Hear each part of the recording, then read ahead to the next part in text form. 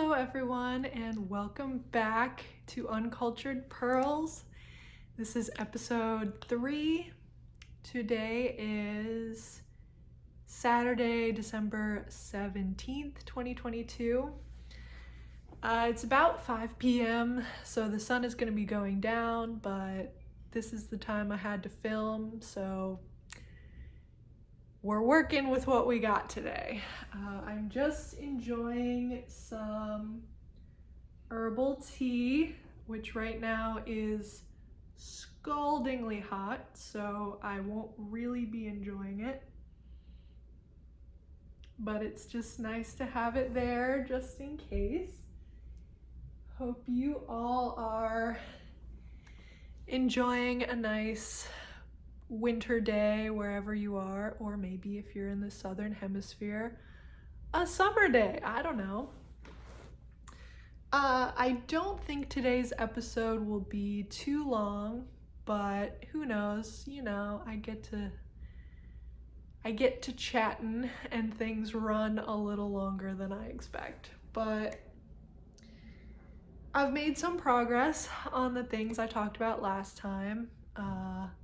Not a ton of progress, but that's okay. Knitting is about the experience, right? So anyway, first I thought I would show an old finished object just for fun.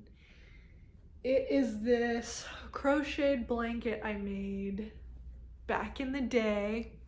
I'm trying to think of when I made this. I know I was in college.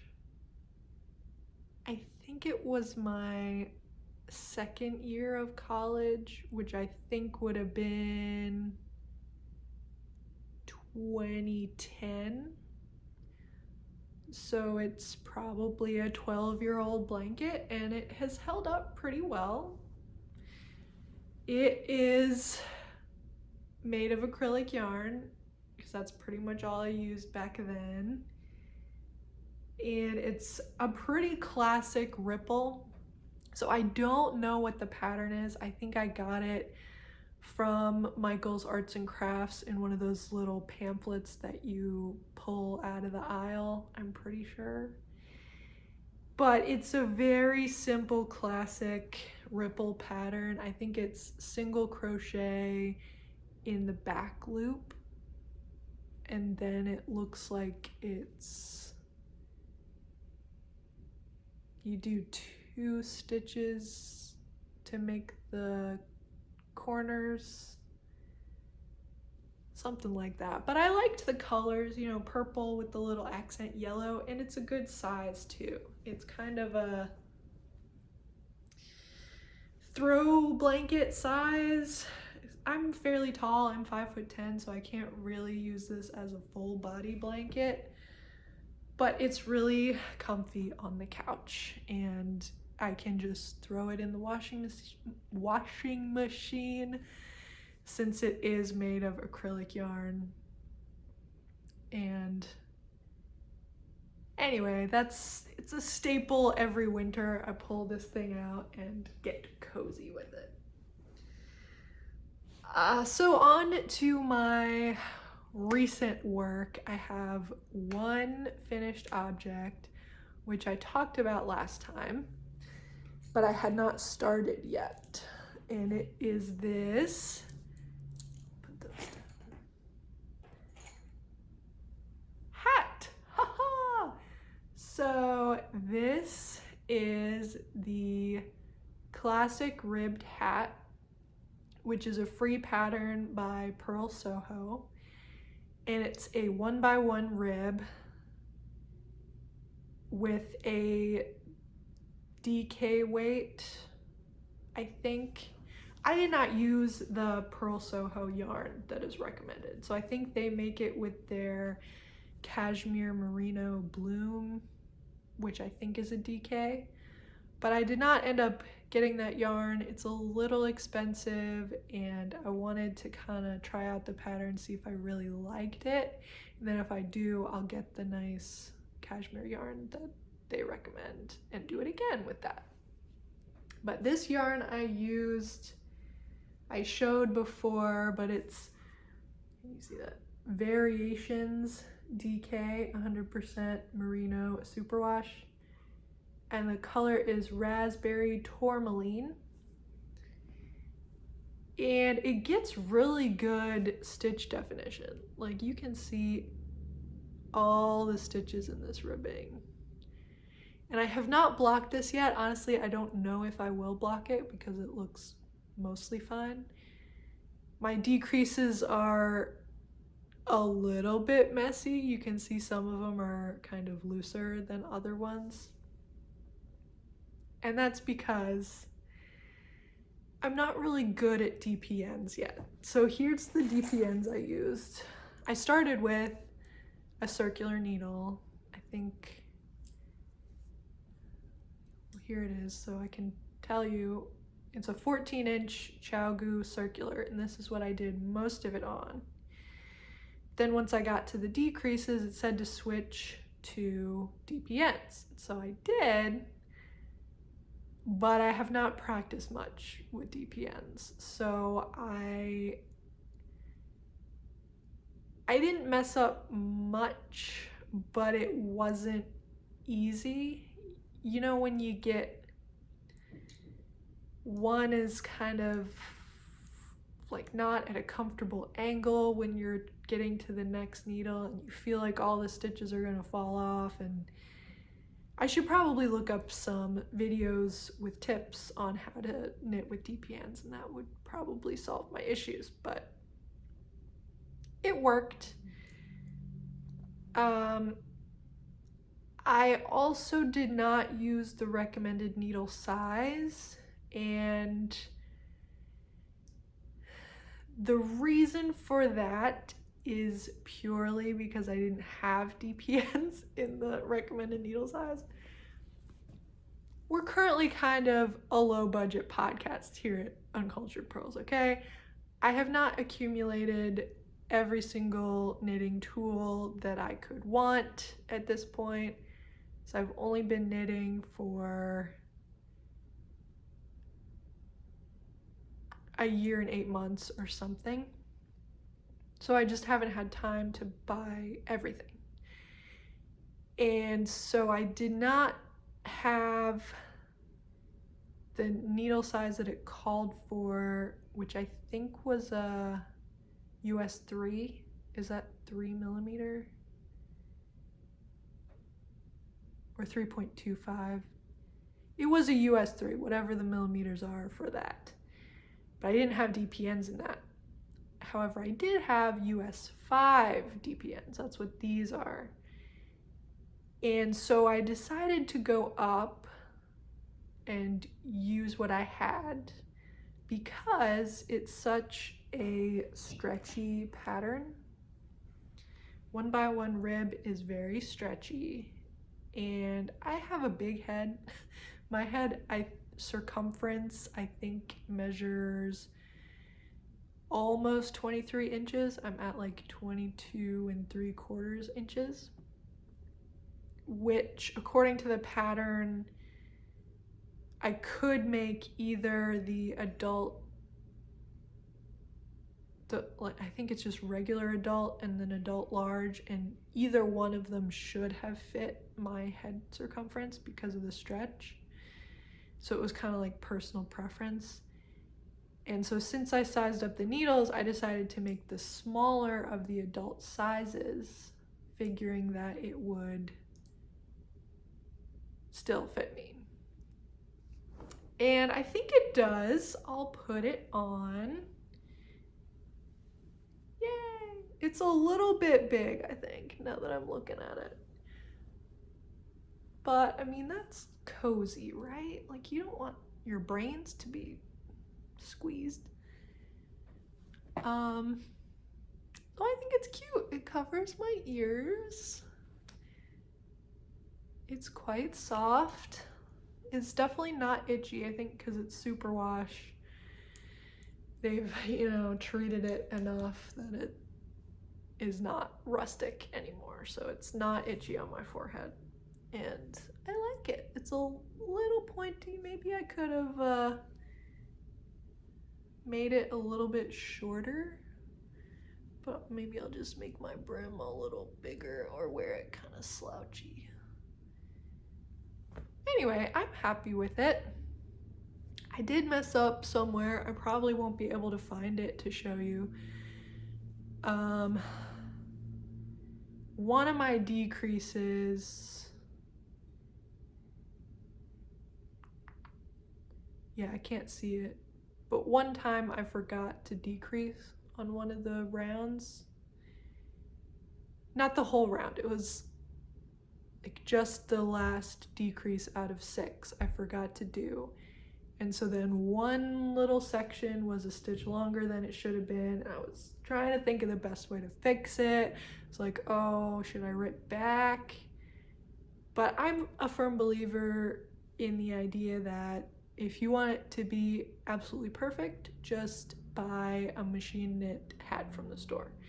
If you want it to be unique and special, potentially with some flaws, then you should just be okay with any mistakes and knit your own stuff.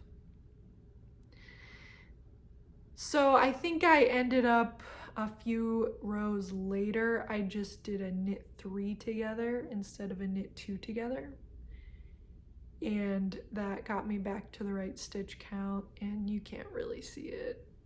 So that is my one and only finished object.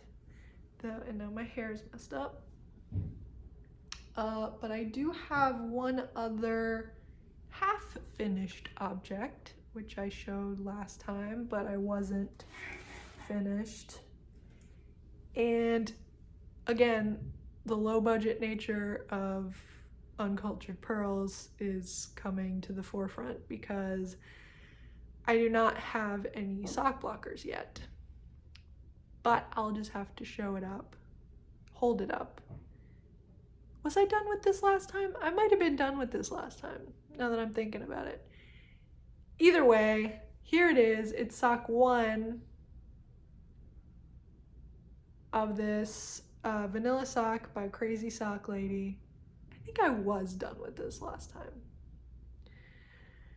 But here it is again, vanilla sock, Crazy Sock Lady. I did the adult medium size, and it's in the yarn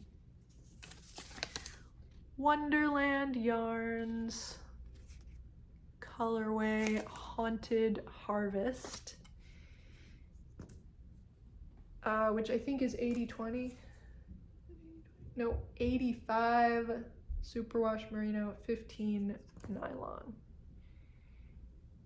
And so there's one sock, and I have cast on sock number 2.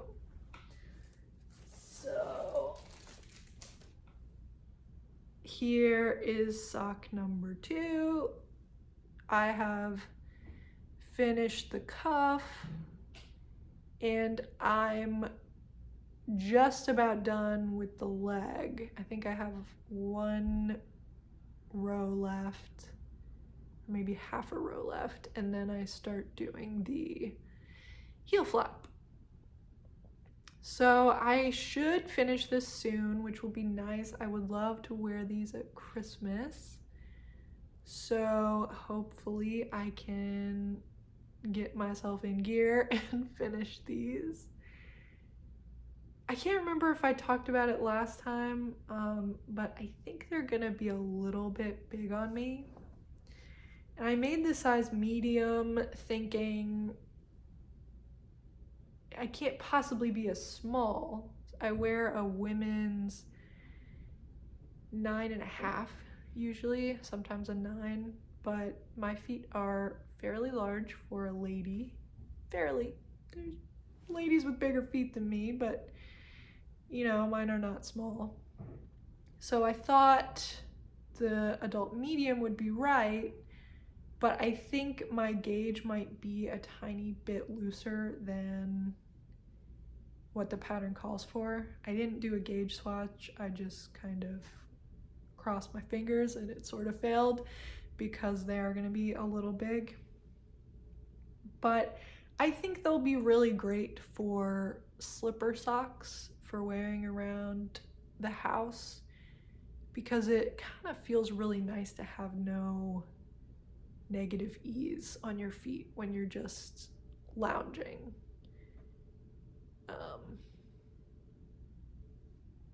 So anyway, the next pair I make, I'm probably gonna try the adult small, which I think is 56 stitches. The ones I did were 64 stitches. So I'll have to check. Or I could try to kind of improvise and do 60 stitches or something like that, but I'd have to do some math to figure out if that would work. So that is that. And yeah, then my only other whip is also one that I've showed before. It is, of course, my half and half triangles wrap, which again is a free pattern by Purl Soho. And the colors that I'm using, this lighter color is, I said this in the last video, so you could go back and watch if you want more info. The light color is lavender opal. The dark color is dark iris. And I made decent progress since last time. I brought this up to my sister's house a couple of weekends ago. They had their annual Christmas party and I was invited, so I spent the weekend up at her house. They live in Arlington. I'm in Richmond, Virginia. I don't know if I said that. So it's about a 2.5 hour drive or so. But I brought this with me and I knitted on it a lot over the course of that weekend. And so I finished the first color, which was my goal. So that part is all done. And as you can see, I've started the second triangle. And I put a stitch marker somewhere to show my progress. But it's kind of hard. Okay, so my stitch marker is right here. And so that means, this is really, really hard to show you. I was knitting that way across here. So that means since the last video, I did this whole corner. I'm pretty sure this is how this works. Yeah, because I went back and forth, finished getting shorter each row because of the short rows until I got to this corner. And then I attached the other color right here, this dark color, and resolved all the short rows across the whole thing in that dark color. Oh, I've just slipped some off my needle. Okay, I saved it. Yeah, so I resolved the short rows all the way down to this corner, and then you start knitting across this way, but each row you're getting longer by 1 stitch. You're still using short rows, but it just works out that each row you're knitting past the short row and resolving it as you go, so each row is getting longer. And this is a free pattern, so I'm not spoilering anything. But this is my little triangle of how far I've gotten on this since last time. And so now I will move my stitch marker from where it was. I guess technically it's a progress keeper in this context. And I will put it right over here so that next time I can see how far I've gotten. And as this thing gets bigger, I'm getting more and more excited about it because it's really soft. and it's really warm. Every time I knit with it on my lap, I'm just so cozy, and just, it's a great knit for the winter. And so I do recommend it if you want something that is relaxing and not too much thought. Okay, I think that is kind of everything. It's definitely everything related to knitting. Because I haven't been shopping, I have no acquisitions at the moment. But I kind of also wanted to start talking about some other things on my podcast. So if you're here for it, stick around. If you're like, nah, the knitting's all I'm into, then we'll see you next time. But I kind of have this hobby that I want to start, and if any of you have done this, let me know in the comments and tell me if it's fun. But I became aware of it a few days ago when I was watching Karen Puzzle's YouTube channel. So she's not a knitter, she does jigsaw puzzles. Her content's really fun. I recommend it if you're into puzzles and you think it sounds fun to watch people do puzzles. But she had an ad on there, and usually I am not swayed by the YouTube ads, but this one got me and I want to give it a try. It was an ad for, what's it called? Diamond Paint Club or something. I can't remember the exact name of the company, but it's for the craft of diamond painting. I don't know if any of you are familiar, but it's kind of a color by number setup where you order this kit, and the kit has got this big canvas which has an adhesive on it, and then it's a grid of all these little color-coded dots. And then in the kit, you get all these little rhinestones in different colors that correspond to the symbols on the canvas. And so you have this little applicator tool, and you're basically doing a color by number where you take the little rhinestones and you stick them on the adhesive part that corresponds with the appropriate color. So you are essentially painting with these rhinestone things. And at the end of it, you have this big, they come in a bunch of different sizes, but like a big canvas rhinestone painting that you can frame and hang on your wall, and it's decorative. And stuff like that just activates this happy center in my brain, you know? And it's kind of the same idea as knitting, of doing something very repetitive, but you've kind of entered this flow state where you're just concentrating on the movement in your hands, and you know that eventually at the end you're gonna have a really pretty finished product, and you know, you're just locked into this